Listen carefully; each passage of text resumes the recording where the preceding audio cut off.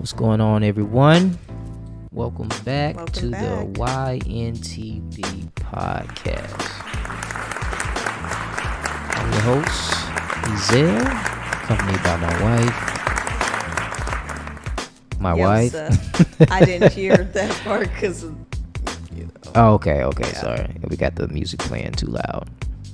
But yeah, guys. So we're back, and I came across this video with Preach. Yeah, Preach. Shout out to Preach.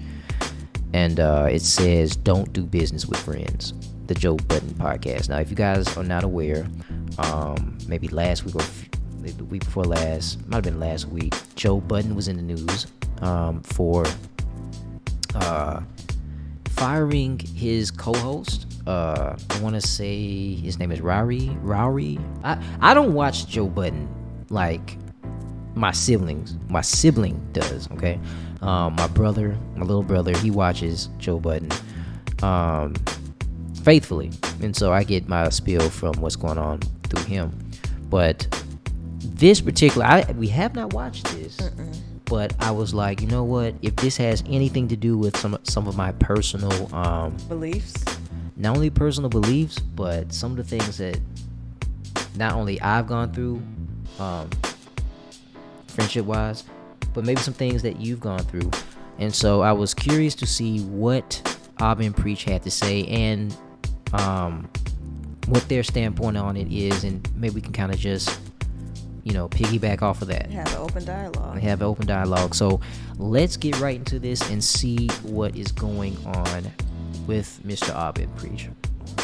Why am I bringing all this up? A lot of you probably don't care about hip hop, nor do you care about this topic, but I want to bring this up to you because this is important in regards to business and friends and managing something. Okay, it's very difficult. So I'm going to give you guys the cliff notes. So Joe Budden, he's a music artist, part of Slaughterhouse, rapper, etc., etc. He starts a podcast. Two friends end up joining. That's Rory and Mal. They start working together on the podcast. Co-hosts have some great moments. It's a popular podcast. Now, they have a profit-sharing deal. Means based off of the profits, each of them gets a percentage. Joe gets the lion's share because he's a bigger name. They also get a percentage each, okay? The problem comes into the fact that based off the contracts they had written, they wanted to be able to see the books. They wanted to be able to see the financials so they could understand how much of the profits that they're actually getting, right? Because you don't know how much you're supposed to get unless you could see all the money. You understand?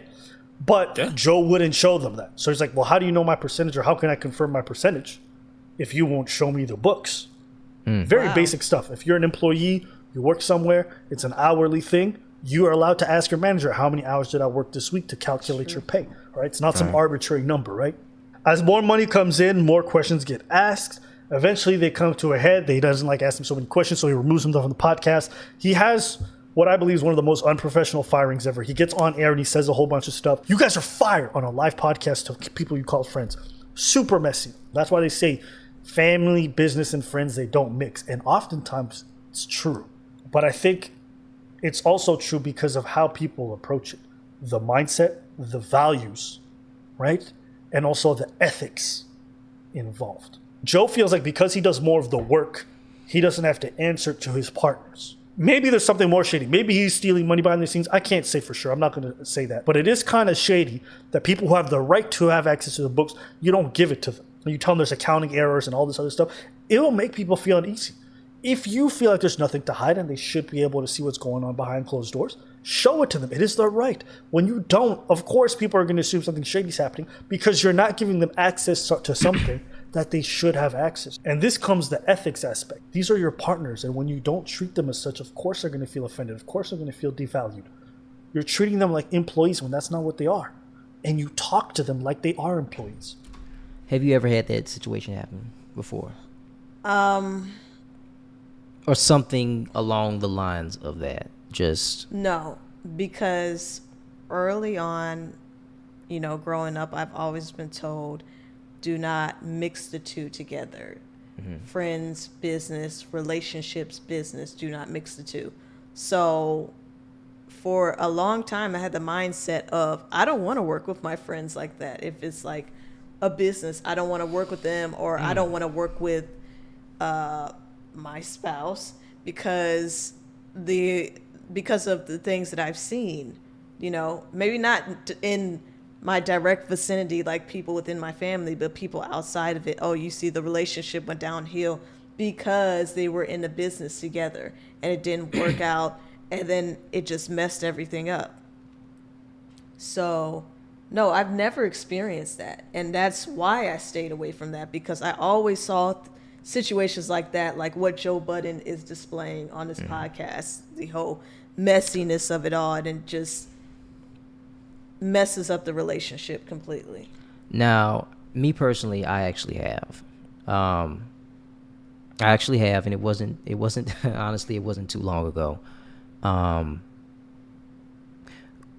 For the sake of being professional, of course, I would not give any names or try to even be vague about the project. But basically, I had a friend from college that we decided to work together on a project that was dealing in tech. And to make a long story short, me personally, I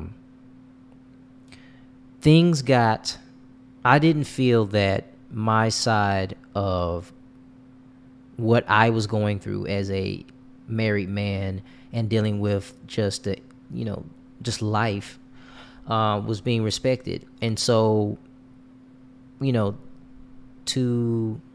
be fair, I probably also bit off more than I could chew at the time. Dealing with responsibilities between us, dealing with our relationship, finances.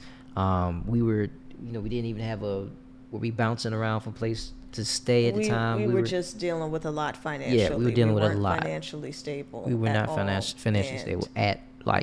Directly impacted everything in our lives at that time. And then on top of that, to have someone asking you, did you get this done? Did you do that? And not really understanding, or just seeming, not understanding of my perspective in the situation of trying to run a business with a friend. Eventually, he becomes salty, I become salty, and you start to step out of line. A lot of things go sour. To this day, I have not spoken to him, not directly on the phone or anything, in years. It's been years now. And,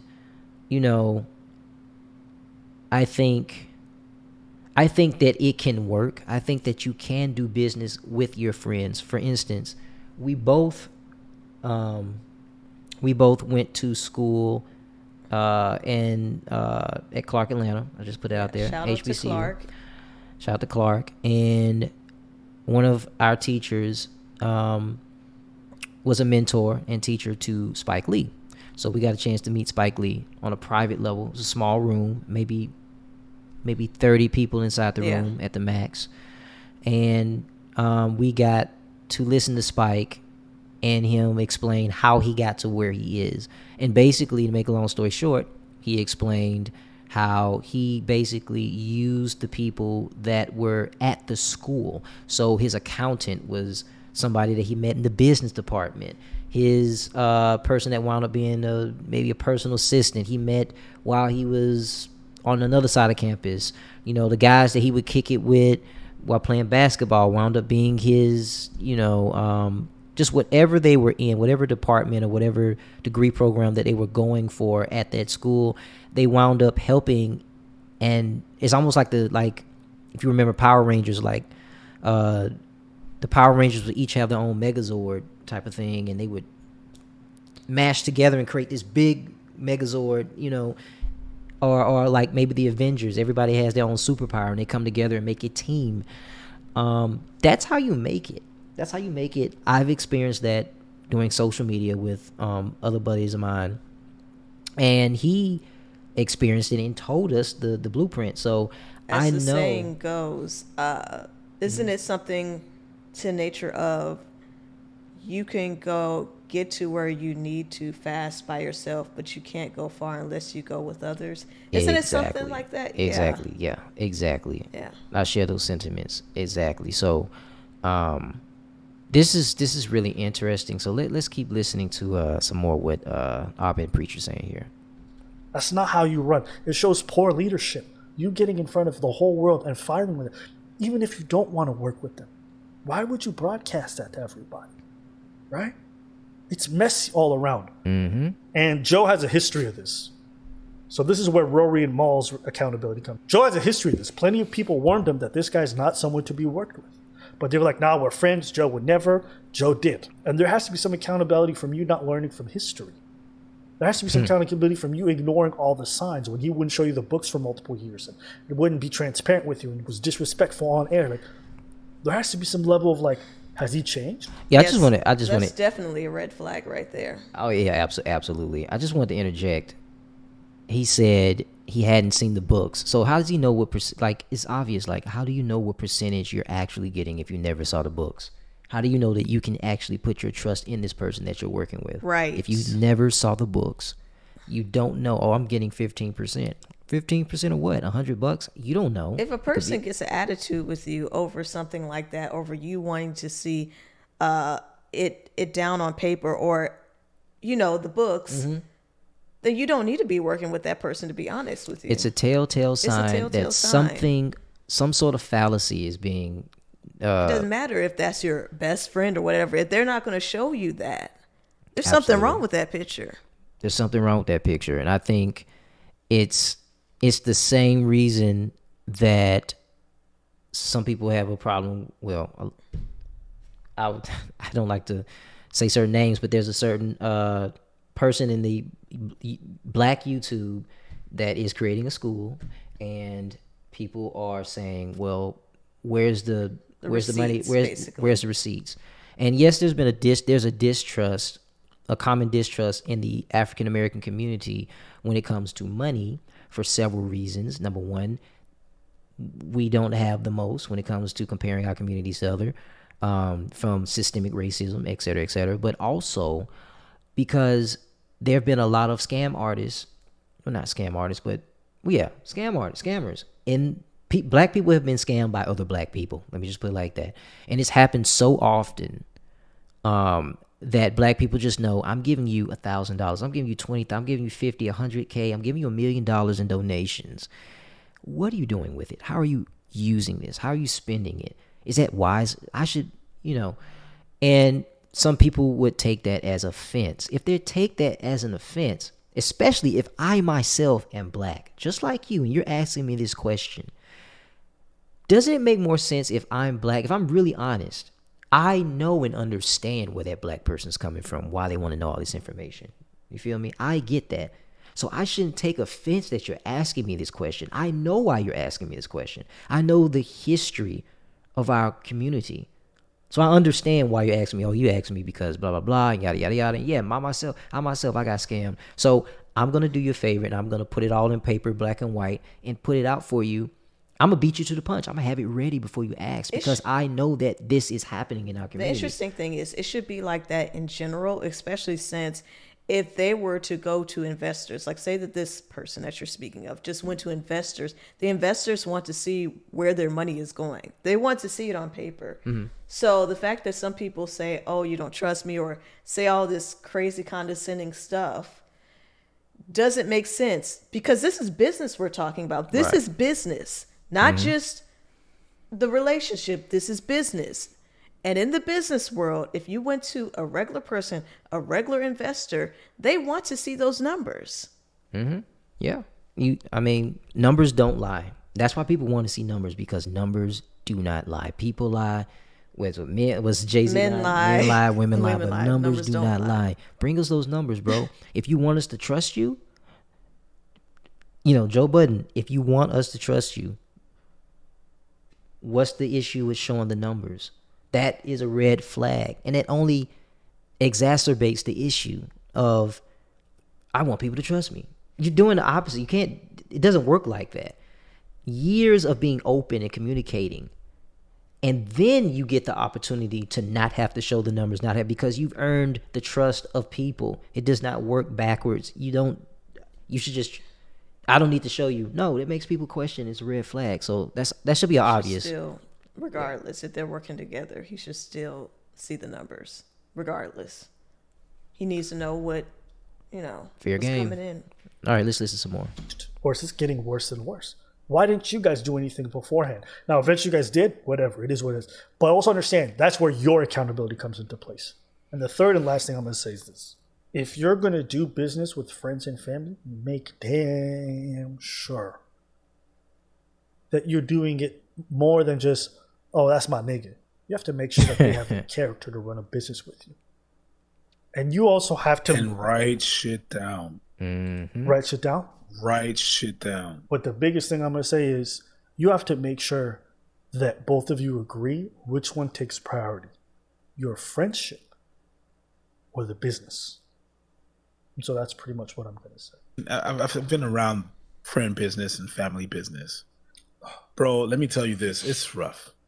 When we say that money corrupts, when we say that money talks and all that shit, and when we talk about that, friends, family, it don't matter. Mm-hmm. It don't matter when that greed come in, that greed, that jealousy, all of that. I'll spare the details, but I've seen that. Yeah. Too many times, unfortunately. You think you're going to be acquainted with a friend and then you're going to be like, yo, that's my homie for life. Homie for life. And then you see dirty tricks beyond the back of motherfuckers. Greed. People not wanting to open books. People claiming money that is not theirs. Family. And through the history of time, you've seen this shit happening. What makes you think that this is not going to happen to you?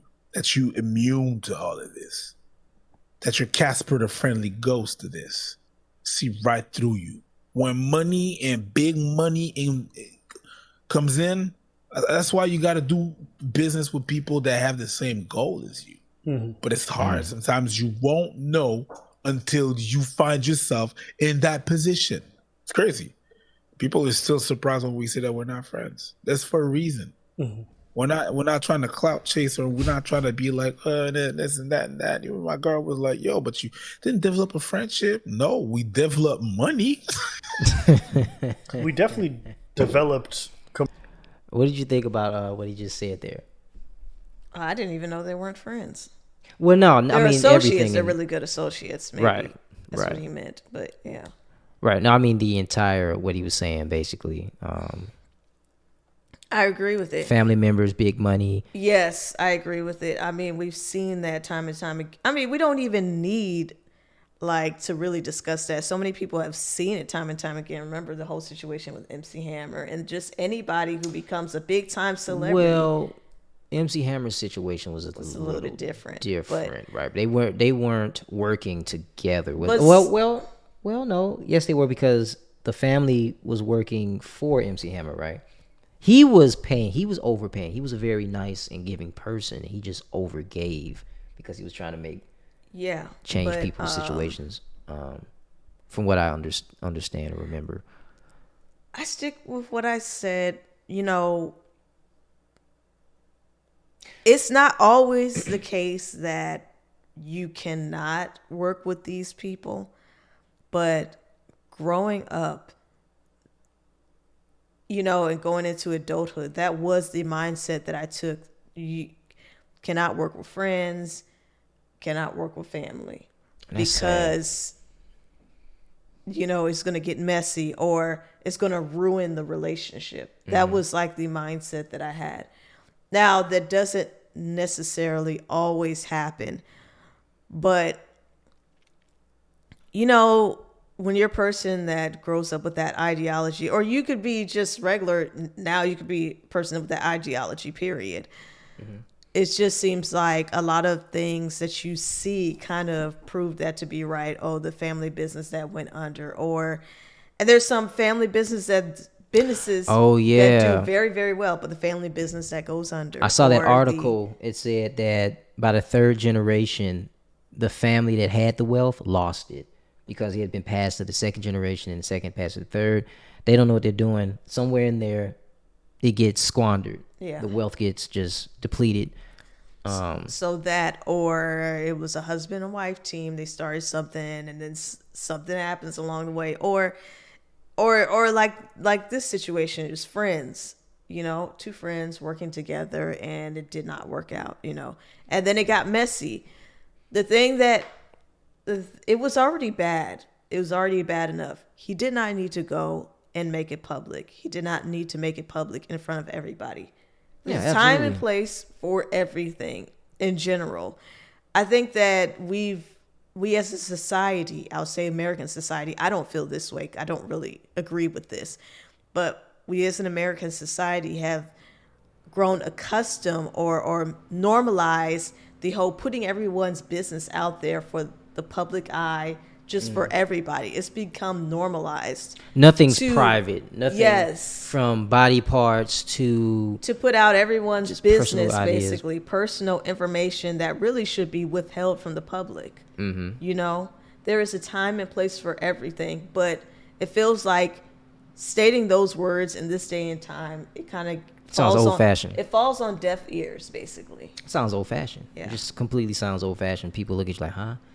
You know, you better like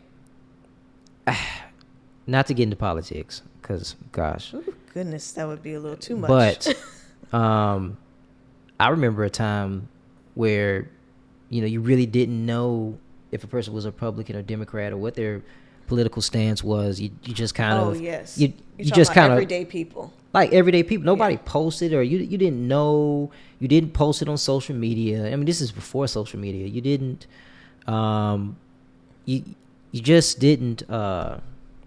It wasn't something to brag or boast about and say, well, now things have changed for the worse, in my opinion. I think, and it's because we are so vocal about these things that should be discussed behind closed doors or with loved ones or with people of the same belief or et cetera, et cetera. And I don't if you necessarily think that we're more vocal about it. I would say more so because people have always been vocal, Well- either way, I feel like people have become more extreme when it comes to their opinions on it. Yes. I feel like there's just like this extremist attitude going on within the political sphere as far as everyday people go. Right. But as I said, I didn't want to get into the politics of this. So Okay. the thing, something you said earlier that goes back to this "Don't Do Business with Friends," the Joe Budden podcast episode of Ob and Preach, is that there's a saying. It's like, if you want to see who your friends really are, there's two ways you can find that out. Okay. The first way is through fear. When a person is very afraid, you will begin to see what type of person, what type of morals and characteristics this person actually has. Case in point, somebody's hanging from a cliff and they need your help. There's another person that's hanging from the cliff and they need your help. It's like, which one do you save? Do you try to save them both? Do you or do you not save them at all? And there's money, a bag of money sitting at the edge as well. They could take the money, kick that person off the edge, kick both of them off the edge, take the money. These type of things show a person's character. The other way, the second way, is if you give them a bunch of money.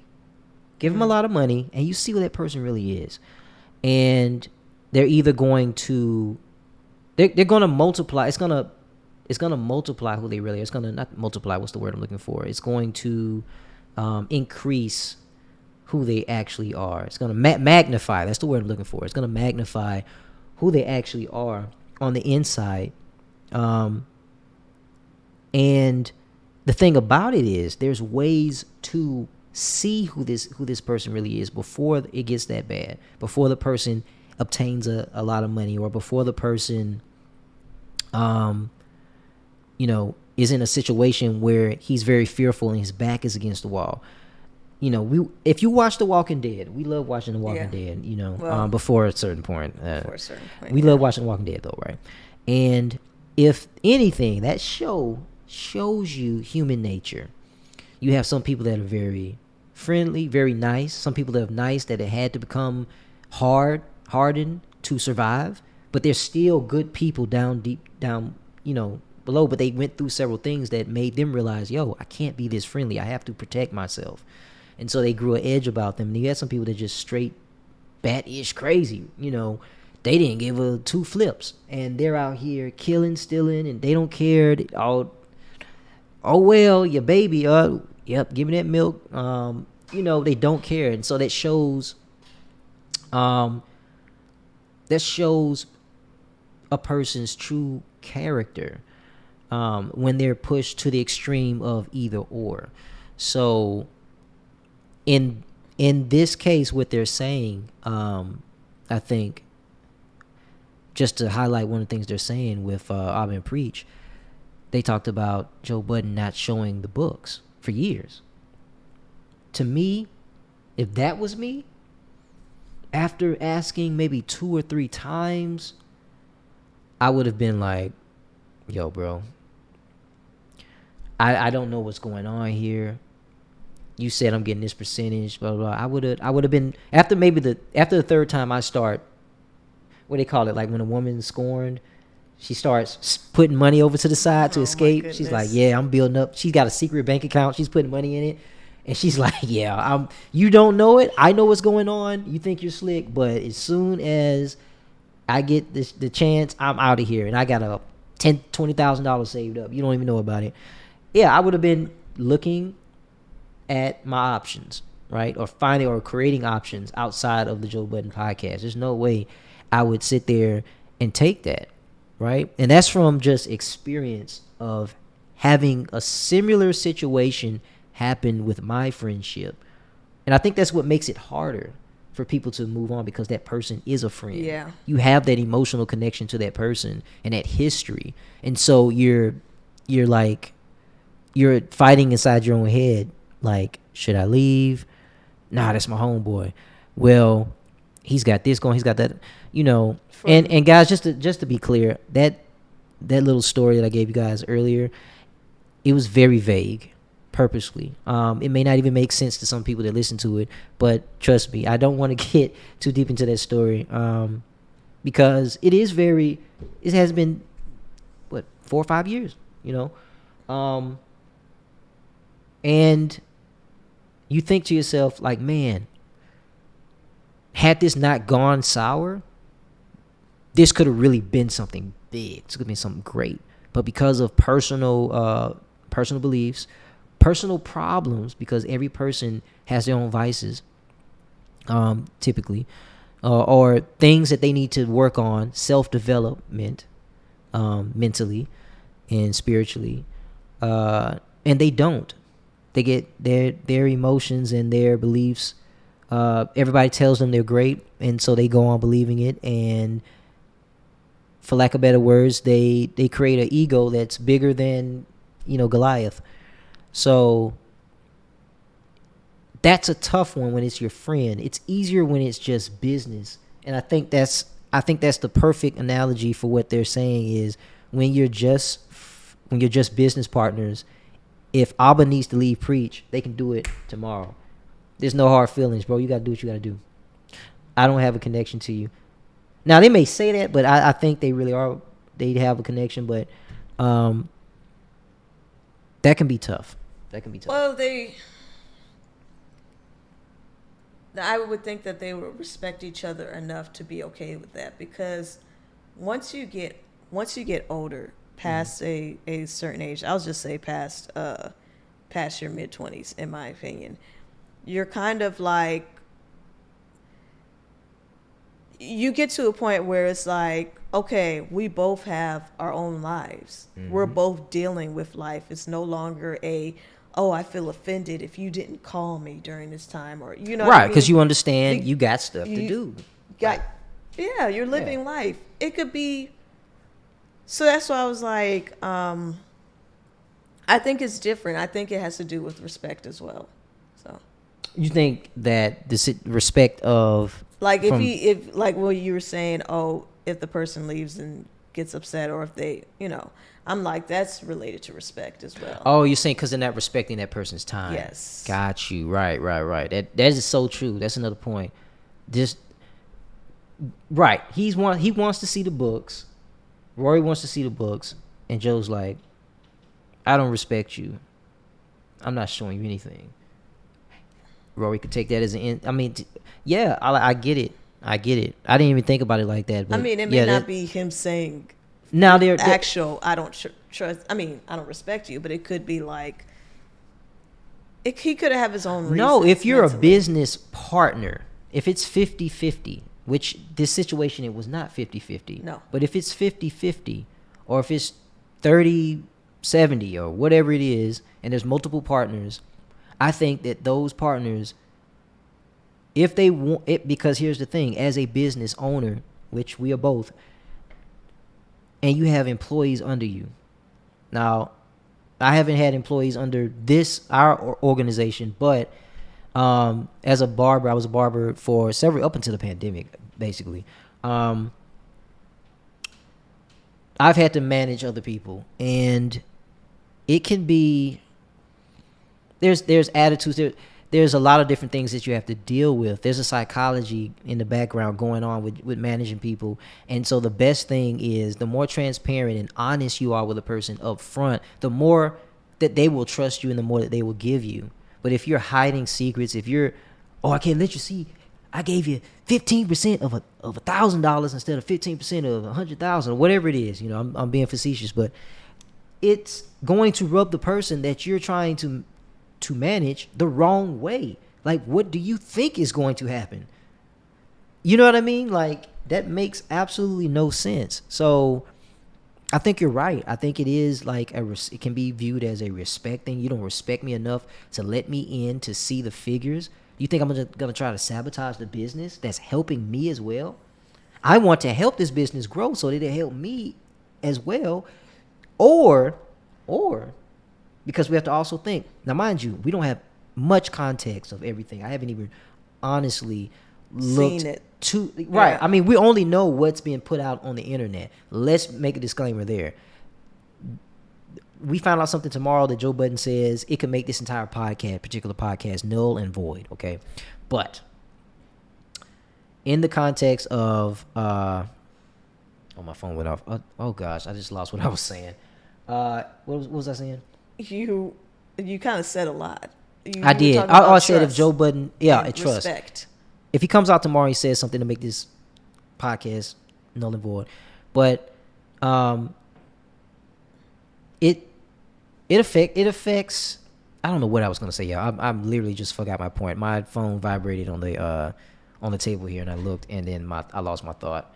Well, that is okay. Yeah. But what I will say is that they said in the video is that he actually has a particular pattern.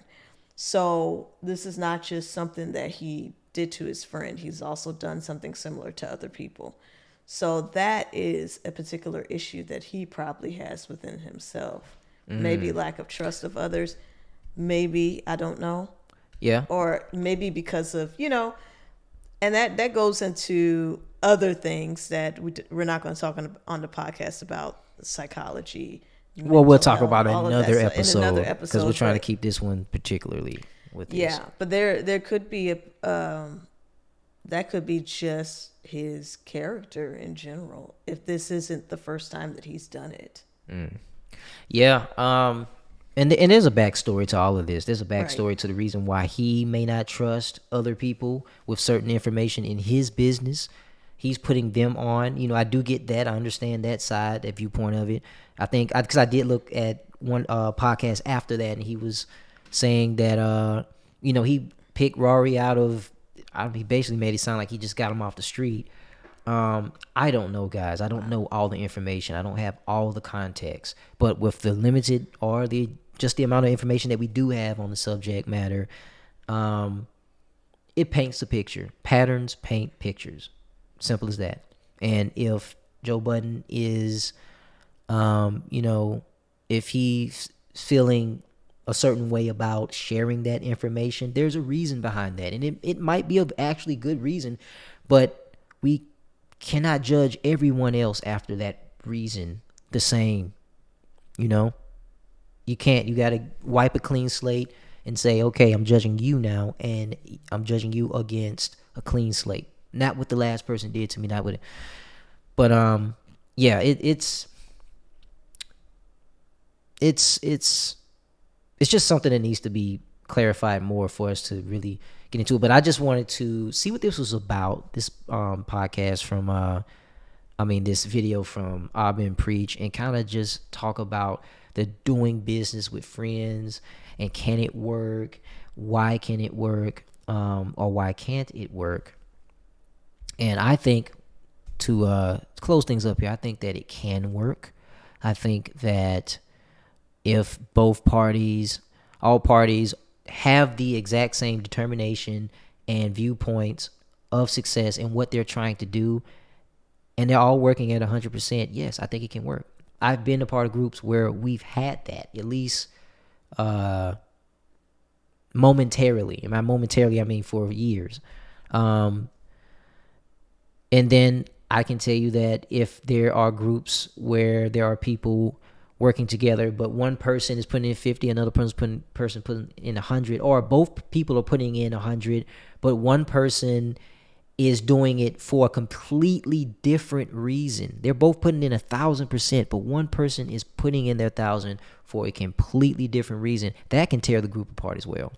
So I think an open and honest discussion when business partners come together about why they're doing what they're doing. Is it just for money? Is it because they want to feed the family? Is it because they always wanted to do this as a kid, so that would be passion? Is it because they're trying to feed their own egotistic, it could be so many different things, but the thing is finding out and agreeing, hey, this is why we're doing it. This is what we're going to do and why I want to do it. You believe the same way I believe. Let's make it work. The thing is, how often does that happen?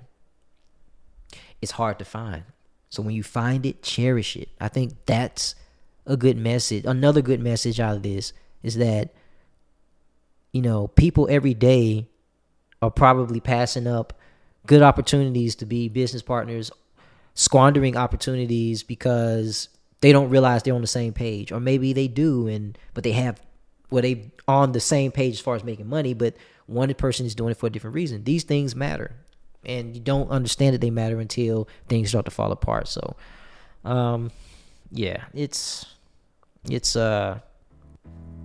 not so black and white, actually. I'm actually surprised now that we sit here and talk about it. It's like, Sure. It's not. Yeah. Yeah. So, guys, this has been a good talk. This is the Yntb podcast, your non-typical black podcast. This right here was probably one of the, I'm not going to say it's one of the blackest podcasts, but it's about black people.